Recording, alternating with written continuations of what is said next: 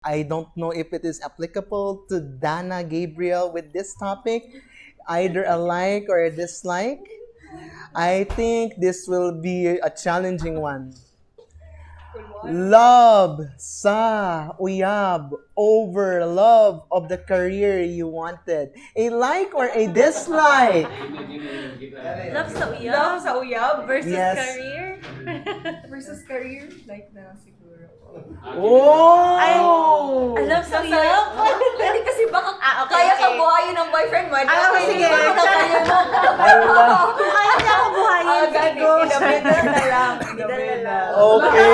Nagsama. Oh my God, nagsamas yun. So, why in the middle, Dana? Okay. Kasi pangarap ko na maging Pilates wife na lang. Parang housewife lang ako nag-aalaga. Kaya exactly. I mean, kidding aside, no. Somehow it's my parang not really goal, parang a dream. Parang something that I can consider, no, in the case na, for example, in the future if I'll get married, I can parang commit myself or submit myself, no, to my future family, no, serve my family, serve my children, serve my husband, despite siguro the academic parang credentials that I have, no, and then my business.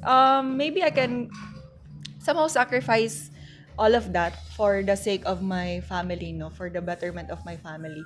But given the fact that my husband can provide for us, no? But if not, then it's okay. I mean, it's okay. It's not, yeah, I can do 50-50.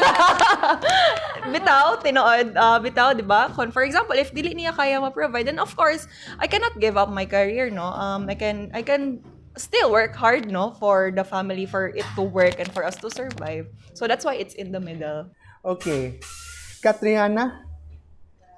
As a business partner and love interest. Actually, I'm business partners with my boyfriend of more than 4 years already.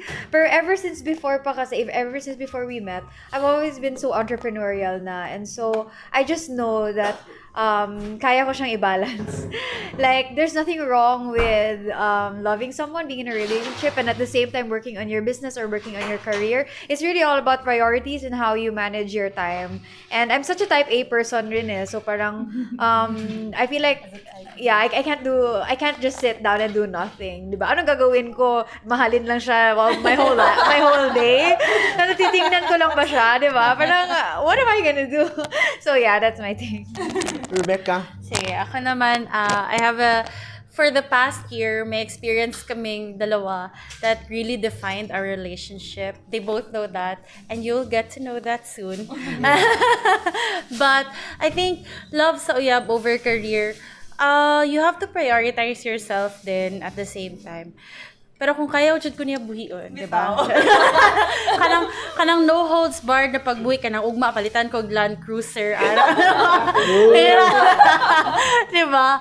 Pero kung dili pa kaya, then in the middle sata. Okay. So, yan.